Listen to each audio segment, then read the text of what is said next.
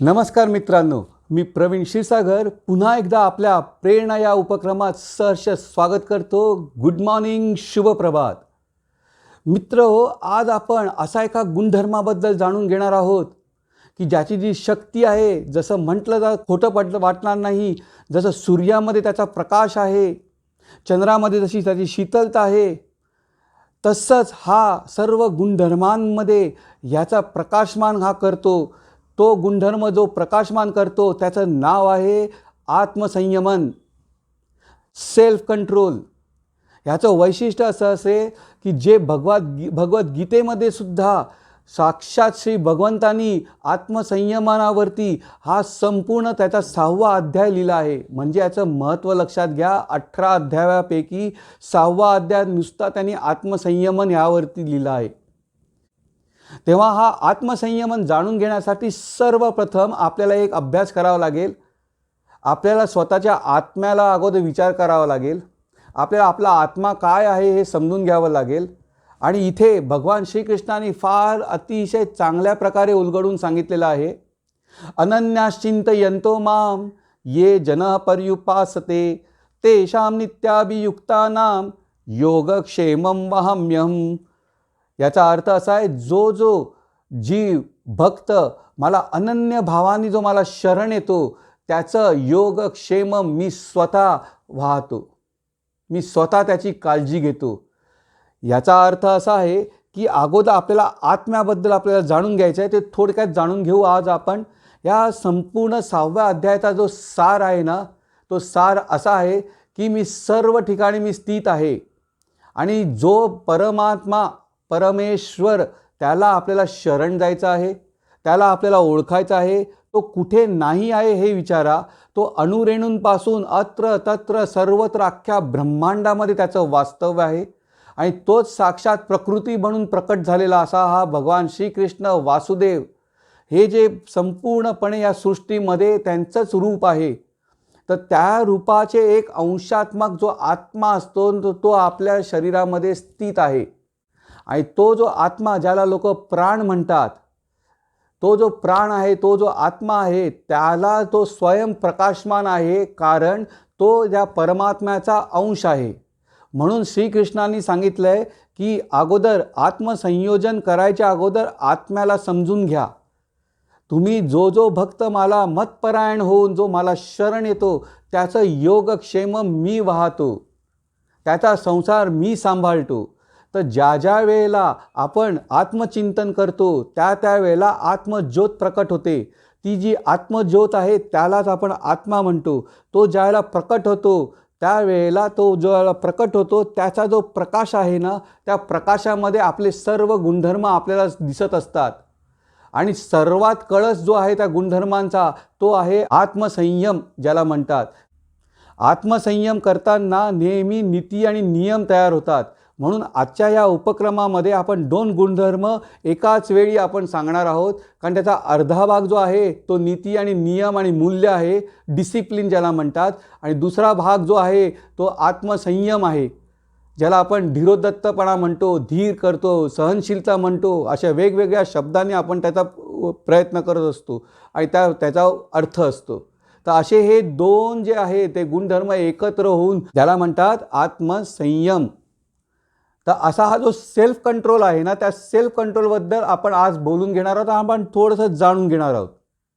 तर ज्या वेळेला श्रीकृष्ण म्हणतात, साक्षात भगवंतांनी सांगितलेलं आहे की एक गोष्ट अर्जुना तू लक्षात घे की सर्वात प्रथम मनामध्ये ज्याची सर्वात सुरुवात होते, जी इच्छा प्रकट होते आणि ज्याच्या मनामध्ये जिज्ञासा तयार होते, जिज्ञासा म्हणजे क्युरियोसिटी, ज्याच्या मनामध्ये जिज्ञासा निर्माण झाली, कुतूहल निर्माण झालं, त्यावेळेला त्या क्षणाला त्यांनी अगोदर हे जाणून घेतलं पाहिजे की ही जिज्ञासा आली कुठून। तेव्हा भगवान श्रीकृष्णांनी सांगितलं अर्जुनाला की अगोदर तू मला जाणून घे, मी तुझ्या आत्म्यामध्येच स्थित आहे आणि ती जो ज्योतीचा जो प्रकाश आहे त्यामध्ये मी कायमस्वरूपी तुझ्याबरोबर स्थित असतो। फक्त तुला त्या आत्म्याला स्थिर करण्यासाठी जे लागणारे जे वातावरण आहे ते तुला तयार करावं लागेल आणि ते जे वातावरण आहे ते आत्मचिंतनाने आणि योगाने साध्य होतं।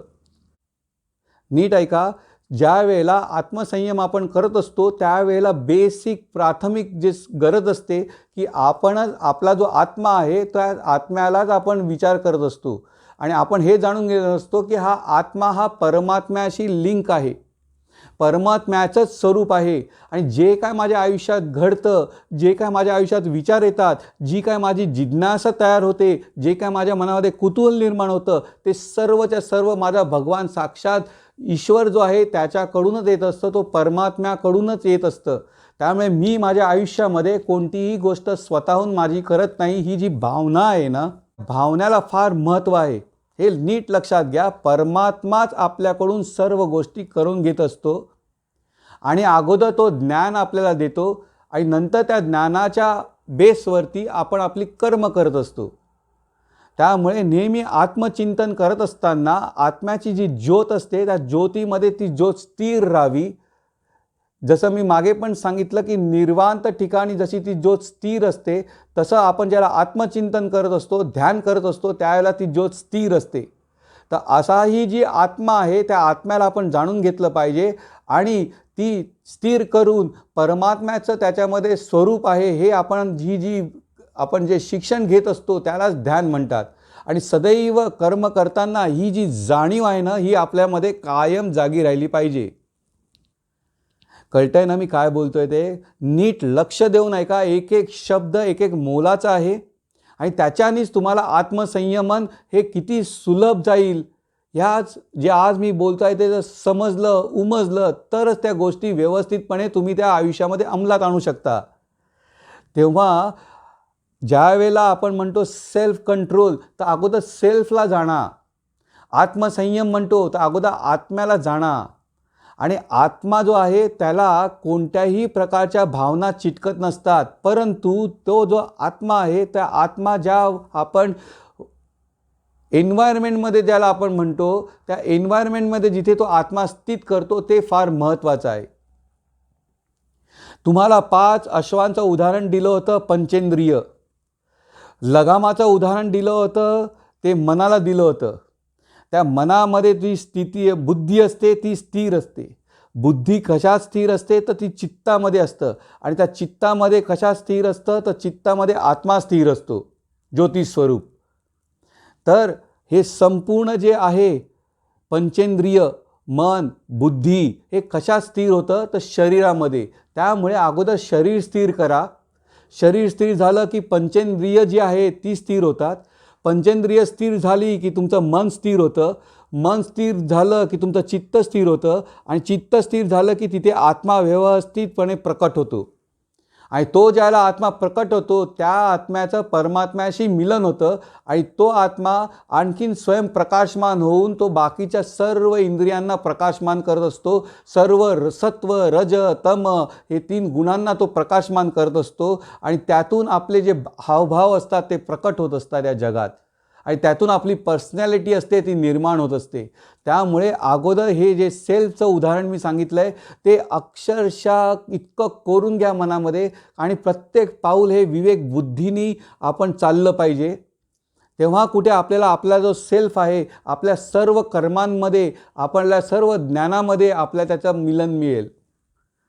दुसरं आणखीन सोप्या भाषेत सांगतो तुम्हाला की जसं आपण ज्याला आत्मसंयम म्हणतो तो आत्मसंयम जो असतो तो सेल्फ कंट्रोल जो असतो तो स्वतःच्या भावनांना जो असतो तो वेग जो असतो त्याला आपण आवर्त घेत असतो. आणि अतिशय एक गोष्ट आणखीन लक्षात घ्या, मन हे नेहमी चंचलत राहणारे, चंचलता हा त्याचा स्वभाव आहे. त्यामुळे मनाला जास्त ताणण्याचा प्रयत्न करू नका. त्यामुळे नेहमी त्याच्या उलट घटना घडत जातात. कोणतीही गोष्ट निसर्गामध्ये अशी आहे जेवढं तुम्ही दाबण्याचा प्रयत्न कराल ना तेवढी ती उफाळते. म्हणून कोणत्याही तुमच्या 3 गुणांपैकी म्हणजे सत्वशील, रजोगुणी आणि तमोगुणी ह्या 3ही गुणांना कधी दाबण्याचा प्रयत्न करू नका ज्यावेळेला तुम्ही ध्यान साधता. जर तुम्हाला सत्वशील बनायचं असेल तर त्यावेळेला तुम्हाला रजोगुणी आणि तमोगुणीवरती काम करायचं आहे. ज्यावेळेला तुम्हाला रजोगुणीचा व्यवहार करायचा असतो त्याला सत्वशील आणि तमोगुणी ह्यांना दाबण्याचा प्रयत्न करायचा आणि ज्याला तमोगुणी आपल्याला वापरायचा असतो त्याला सत्व आणि रज ह्यांना दाबण्याचा प्रयत्न करायचा. हे केल्याने काय होतं की ज्या वेळ प्रसंगी आपल्याला ज्या गुणांचा वापर करायचा असतो ना, त्याला आपण व्यवस्थितरित्या आत्मसंयम करू शकतो. आणि म्हणूनच ही गोष्ट मी तुम्हाला अगोदर सांगितली थोडक्यामध्ये, की भगवान श्रीकृष्णाने अध्याय 6व्यामध्ये जे सांगितलं आहे ना, त्याचा मी सारांश तुम्हाला सांगितला. तर जे कृष्णाने सांगितलं आहे की तुम्ही ज्ञानमार्गी होता, त्याला तुम्ही ज्याला ज्ञानयोगी बनता, तुम्ही ज्ञानयोगी बना, तुम्ही कर्मयोगी बना. योगी या शब्दाचा असा अर्थ आहे की ते संन्यस्त आणि योगी ह्या दोन शब्द वेगवेगळे जरी असले तरी त्याचा अर्थ मात्र एक आहे. हे नेहमी जाणून घ्या. संन्यस्त होणं म्हणजे सर्वसाधारणपणे तुम्ही आम्ही हे समजतो की आपल्या कर्मांपासून पलायन करायचं आणि भगवी वस्त्र घालून आपण संन्यासी झालो. नाही, हे साफ चूक आहे. तुम्ही जसे आहात तसे आहात. सर्व कर्म व्यवस्थित करताना, म्हणजे तुमचं कोणतंही कर्म जे असतं ते गृहस्थाश्रममध्ये असो किंवा वृद्धाश्रमामध्ये असो किंवा वृद्धाश्रमात असो, ते सर्व कर्म करताना तुम्ही जसं आहे तसे त्या कर्मांमध्ये स्वतःला ठेवा.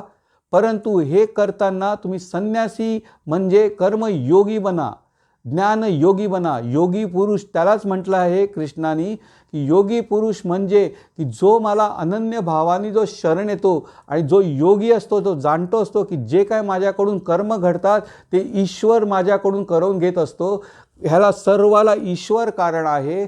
असे अनन्य भाव आपल्यामध्ये उत्पन्न करून की जे जे माझ्याकडून आयुष्यामध्ये होतं, माझ्या आयुष्याचं मूळ कारण आहे ते भगवान परमात्मा परमेश्वर आहे, जो अंशरूपी माझ्यामध्ये स्थित आहे. ही ज्यावेळेला जाणीव होते ना, त्यावेळेला सहजतेने आपण योगी बनू शकतो. इतकं ते सहज आहे. अपेक्षा करतो तुम्हाला ते समजतं आहे. कारण हे जर समजलं ना, तर मी जे पुढे सांगणार आहे ना की आत्मसंयमन हे आपल्या रोजच्या आयुष्यात, दैनंदिन आयुष्यात आपण कसं करायचं, त्यावेळेला तुमच्या ते लक्षात येईल. कारण तुम्हाला बेस असेल तो मी स्ट्रॉंग करतो आहे. तुम्हाला व्यवस्थितपणे समजून शकतो आहे की ज्या वेळेला तुमच्या मनात जिज्ञासा येईल, त्या जिज्ञासेला सुद्धा कारण परमात्मा परमेश्वराला ठेवा. तुमच्या कर्मांमध्ये अगोदर स्वतःला ईश्वरासमोर ठेवा. जे जे होतं आपल्या आयुष्यामध्ये ते ईश्वर कारणाने, ईश्वरासाठी केलेलं असतं. आणि ईश्वर जे असतो तो नेहमीच त्याच्यामध्ये सर्वांचं कुशलता असते, सर्वांचं मंगल असतं. तेच फक्त ईश्वर इच्छा आपल्या मनामध्ये स्थित करतो.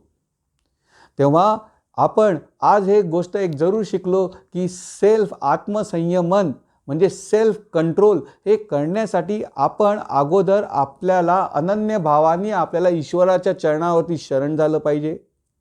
आपला जो आत्मा आहे तो स्थित चांगल्या प्रकारे आपल्याला त्याच्याला ठेवता आलं पाहिजे.